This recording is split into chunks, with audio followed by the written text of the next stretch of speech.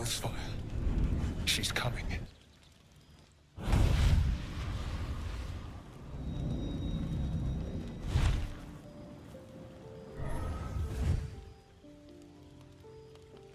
Wyll, you've been naughty. And you know what happens when you're naughty.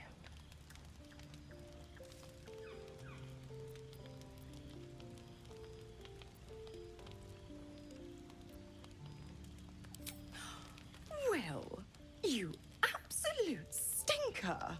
You kept me a secret? Time to let the Hellcat out of the bag. Call me Mizora. I'm Wyll's patron, the fount of his power. My pet's been unruly, and his leash needs a yank. We had a deal, Wyll. But Karlach's still breathing.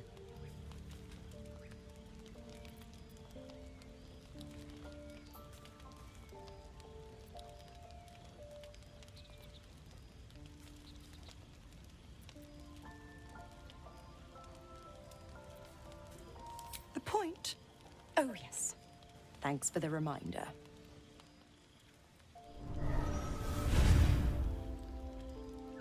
Wyll burns in the fires of Avernus. The lightning storms of Dis strike his flesh.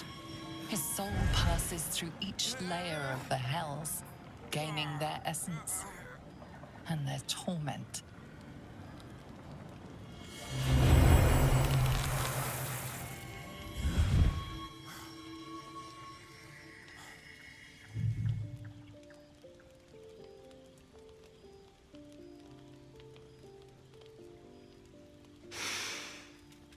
That's better. What the hells have you done? A promise broken, a price paid. You know the terms. Get used to the new form, pet. There's no going back. Some magic even I can't undo. Now, let's see how the frontiers fare without their precious blade. Keep an eye on him, will you? I'll be keeping mine on you. Oh, and Wyll, don't forget, our pact still stands. Ta-ta.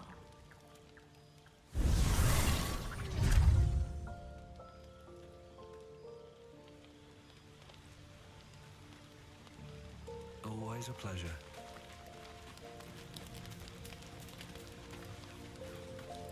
God's damn her, straight back to the hells. Just look at me. I did what was right, and Mizora made me pay for it. Warlock pacts tend to be unforgiving from what you know of them. Wyll was lucky he didn't face a more severe punishment.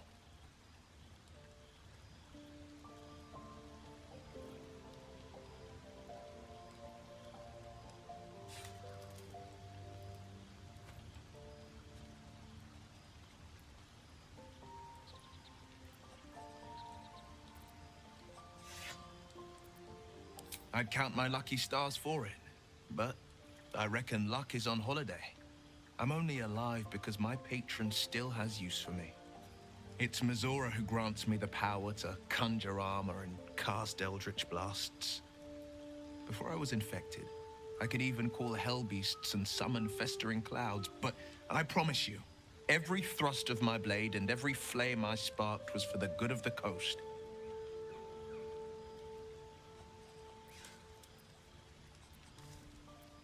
I can't utter the terms or circumstances of the pact. I can tell you most all else, but the pact, I'm forbidden, unless Mizora permits it. But I'll say this. The moment I pacted myself to Mizora, I have not regretted for a heartbeat. It was my proudest deed. It was worth the sacrifice. All I can give you on that is my solemn word. Well met.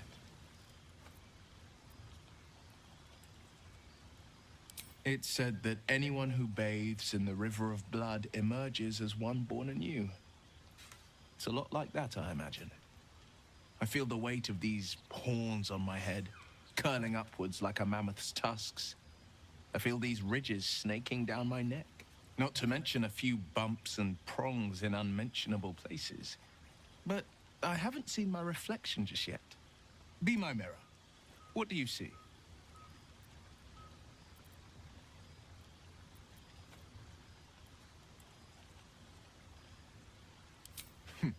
It's because you know the heart lurking under the horns.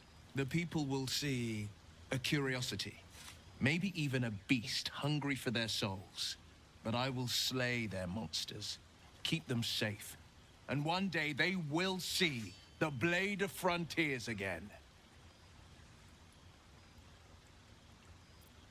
A possibility that's kept me awake countless nights. But I don't have a clue where to start, other than play her games and play by the rules. That's the only language devils listen to.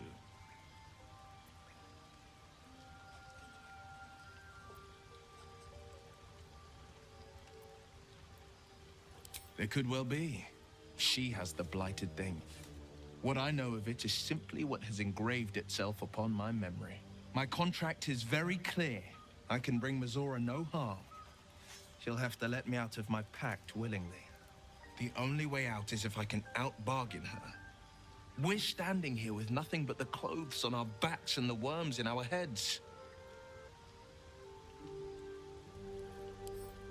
We can, I'm sure of it. How glad I am that you see me as more than my patron's pet. Swift as my feet can carry me.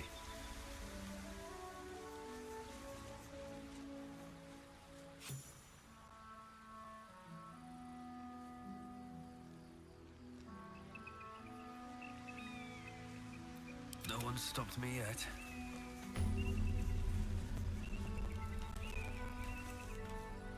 Wait. These markings. Tirsu script scratched in the ground. A creche must be nested in the temple below. We must go there at once.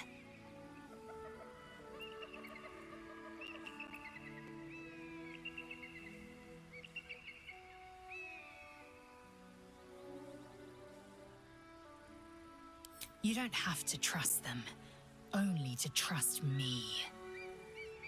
I have not failed you yet, and I have no intentions of it now.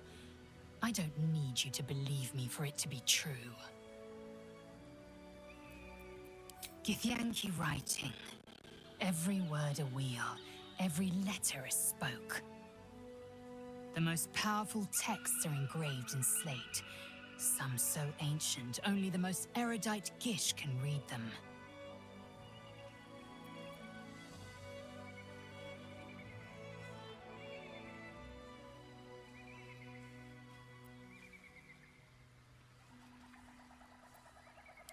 Very well, you may lead.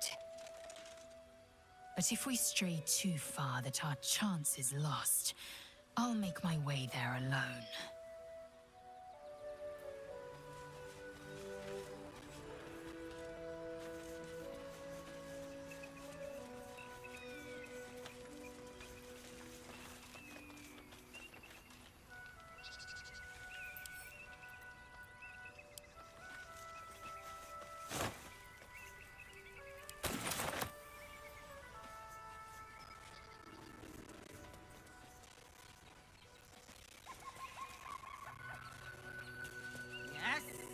Who goes there?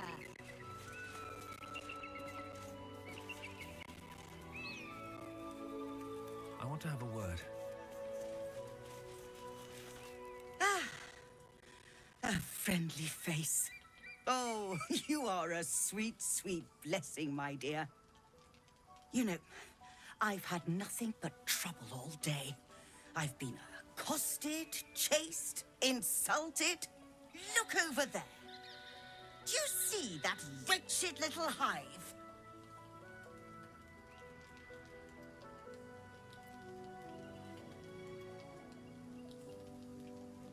Oh, it certainly looks that way. But inside, it is swarming with brutish, stupid, rude Githyanki. Brutish and rude by your wretched standards, but stupid. Ktroki. Your charming companion would call it a creche. But it was built on what remained after the Githyanki slaughtered all of the monks. I'd call it a murderous training camp. Acutely observed on both counts. Honestly, I was doing them a favor offering to buy one of their eggs. And how am I repaid? Attacked and run off like some transient.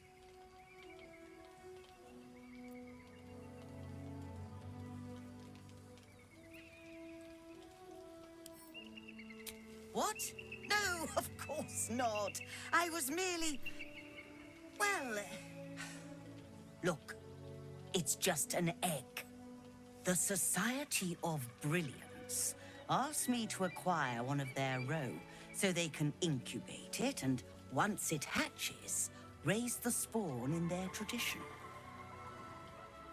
Please, do enlighten me. What is this tradition?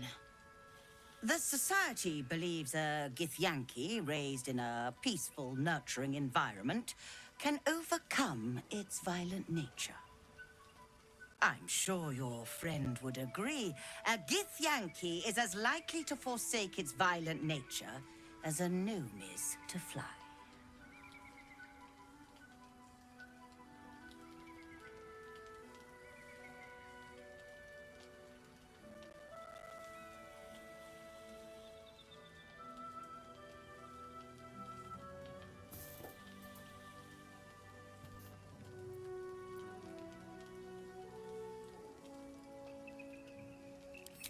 You've been sipping from the same goblet as the Society.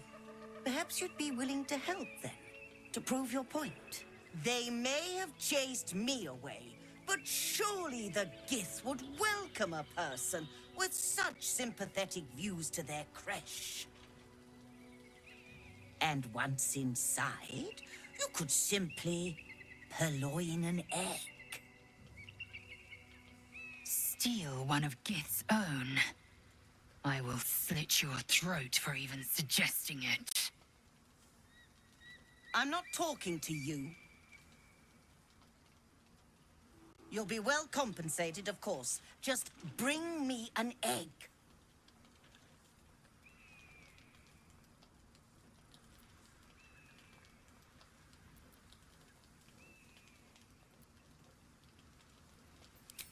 Pity. You'd have become rather rich had you the proper sense. Should you change your mind, you know where to find me.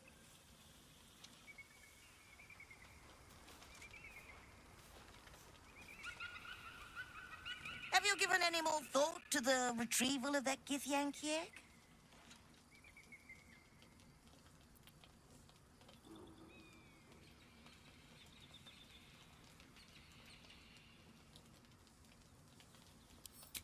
I might have a few trinkets worth a glance.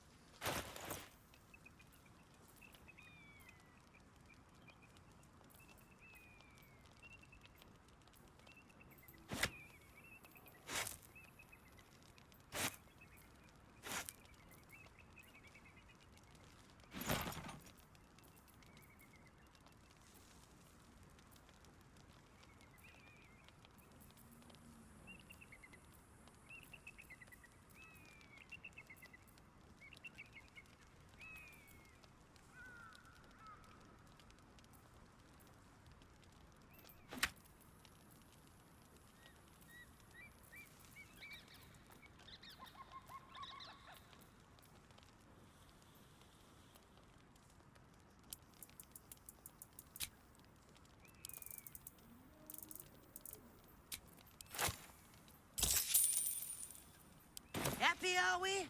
Very well, then.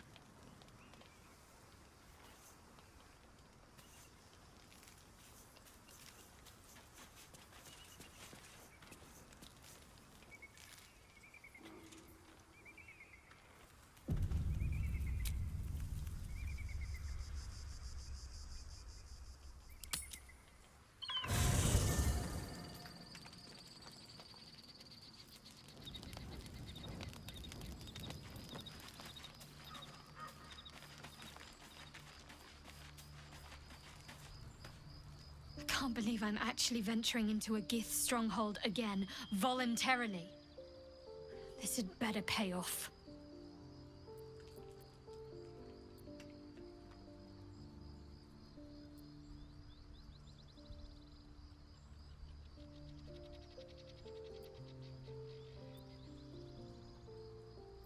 I've seen them at work before. I wasn't alone in my mission. All those who were sent with me were slain by Githyanki blades. They must want that artifact back badly if they're dispatching red dragons in pursuit of it. But we cannot afford to lose it. I wish I'd never been sent on this mission.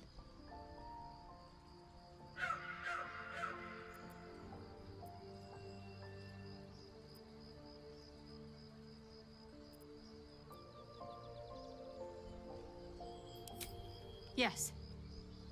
And she acts as Lady Shah's voice amongst mortals.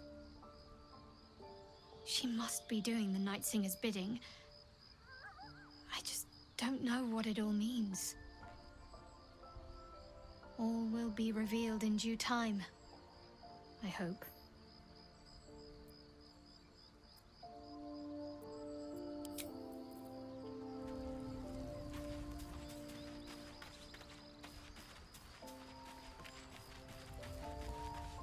The crush must be nested in that temple.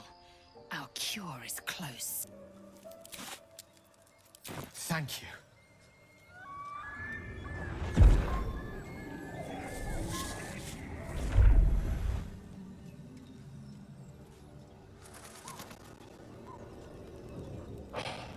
Good gods. It hardly has any effect. Oh, Mistra, have mercy on us all. Listen, I need to speak to you, to all of you.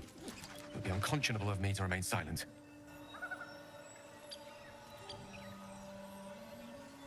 I might just be about to remedy that. You have to know who I was. You have to know who I really am.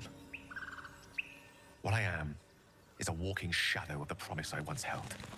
I'm what one might call a wizard prodigy, who from an early age could not only control the weave, but compose it, much like a musician or a poet. Such was my skill that it earned me the attention of the mother of magic herself, the Lady of Mysteries, the goddess Mistra. She revealed herself to me and she became my teacher. In time, she became my muse, and later even my lover.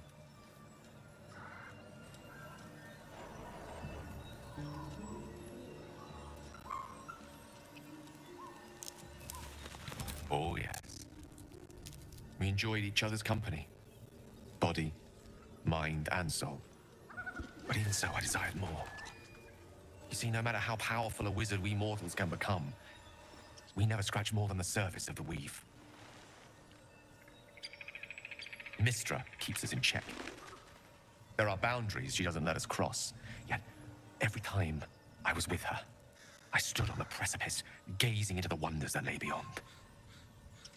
I sought to cross her boundaries.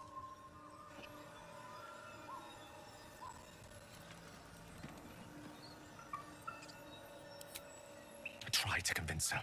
I pouted, I pleaded, swore my ambition was only to serve her better. She only smiled and told me to be contented. Inconceivable as it seems to me now, I shared a bed with a goddess, yet I wasn't satisfied. So I sought to prove myself worthy to her instead. We come now to the crux of my folly. Shall I share the story behind it, or would you rather head straight to its sordid finale?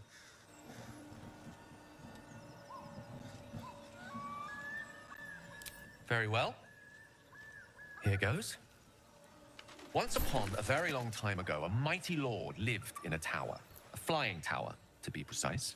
I'll save his history for another time, but the gist of it is that he sought to usurp the goddess of magic so that he could become a god himself. He almost managed, but not quite. His entire empire, Netheril, came crashing down around him as he turned to stone. The magic that was unleashed that day was phenomenal. Roiling like the prime chaos that outdates creation. Even the weave itself could not withstand the onslaught. It fractured, then shattered, and all magic was lost to the mortal realms, until the day Mistra returned.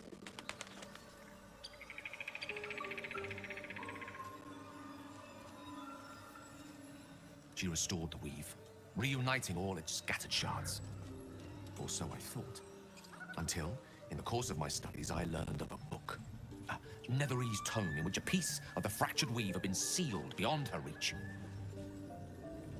What if, I thought, what if, after all this time, I could return this lost part of herself to the goddess?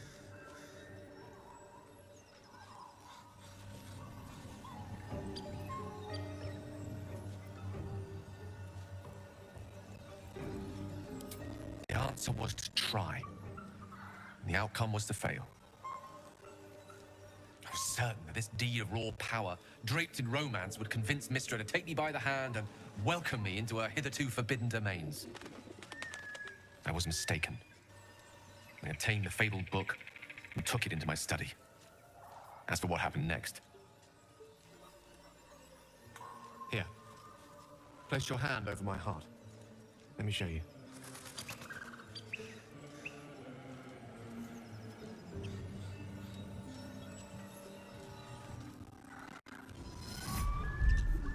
You feel the tadpole quiver as you realize Gale is letting you in.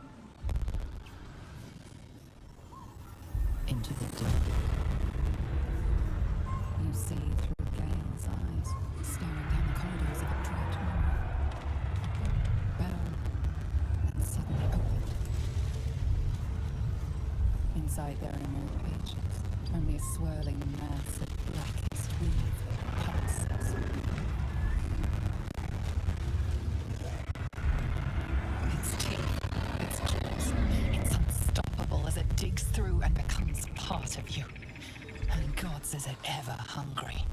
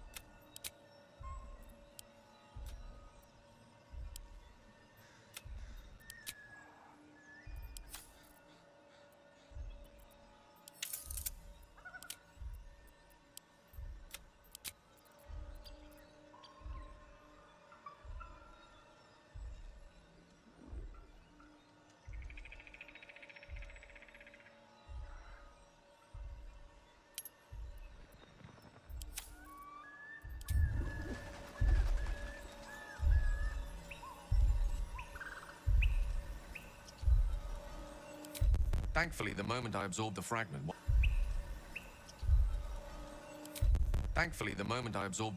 wasn't enough to kill me outright. It was only the beginning.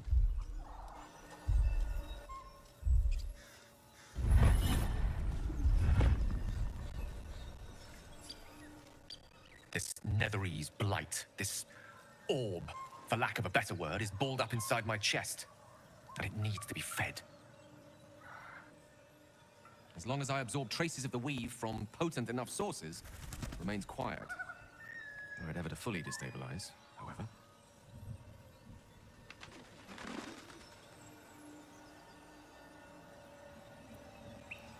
Rather worse, actually. I will erupt. I don't know the exact magnitude of the eruption, but given my studies of Netherese magic, I'd say even a fragment as small as the one I carry, it'd level a city the size of Waterdeep.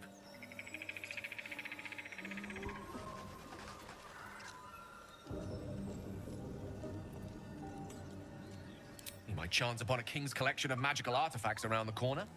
We might cross paths with a miracle round the bend. Then again, we might not. All of this, it must feel like a betrayal. Say the word, and we'll part ways.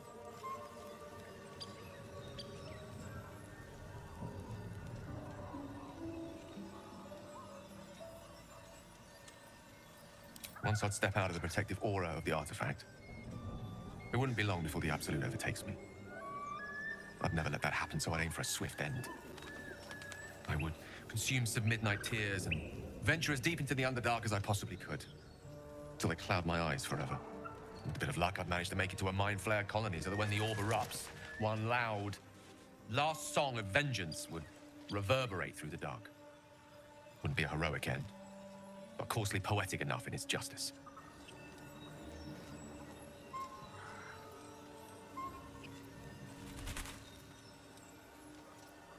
That is a great relief.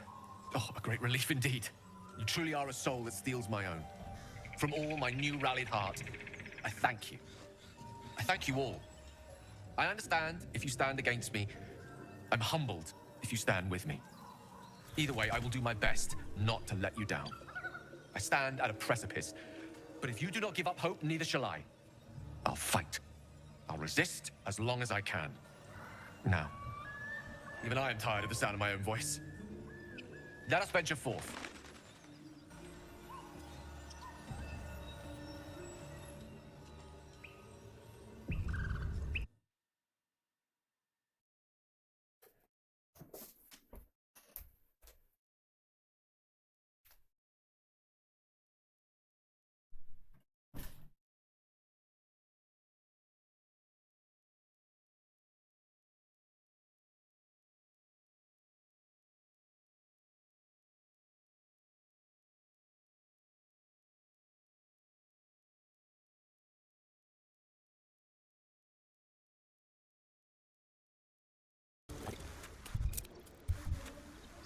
So this is where I imagine that the group will part ways with Gale and Wyll for now. Wyll wants to find Karlach, so they'll go back and search where the group hasn't been before yet.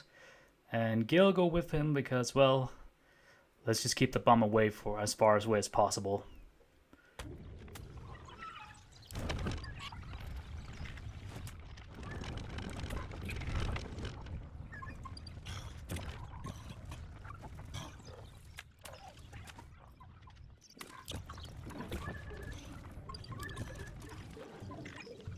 Rattle the door. Then a low moan. Someone or something is having a bit of fun.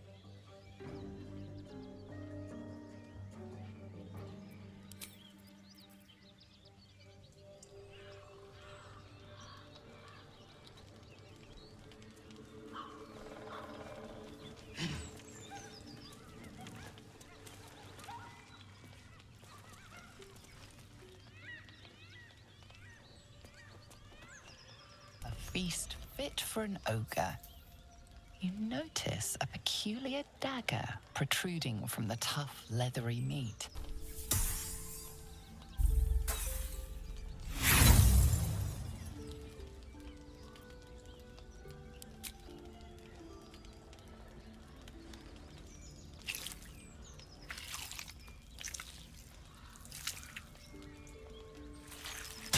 Strained by your clumsy technique, the blade snaps in two.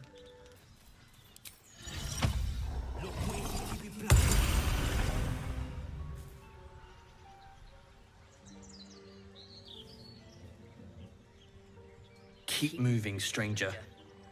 Quietly. I told you to go.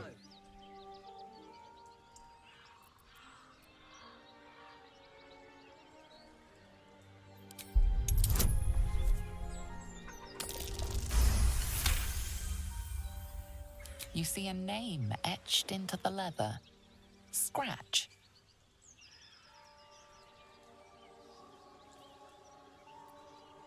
You know my name?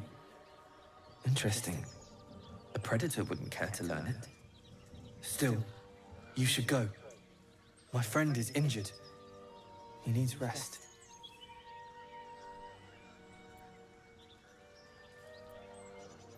Of course he will. And then we'll return home.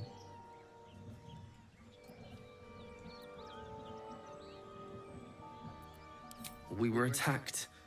Cackling, furry things on two legs. And their smell, it was strange, rotten, evil. You know the creatures he describes. gnolls.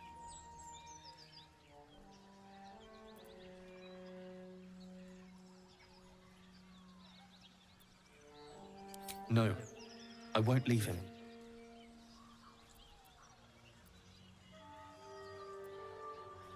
That's enough! Yeah, I shouldn't have done that, and I don't want to kill the dog, so I just tried to run away, but that didn't go so well.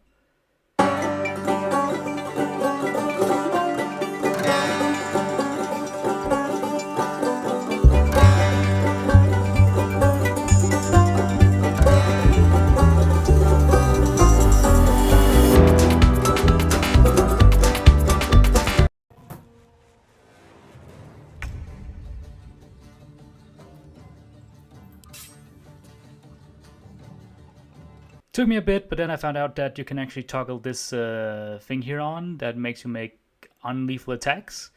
So finally I will just knock the dog out and proceed. Yeah, okay. Quite the first adventure for Gale and Wyll.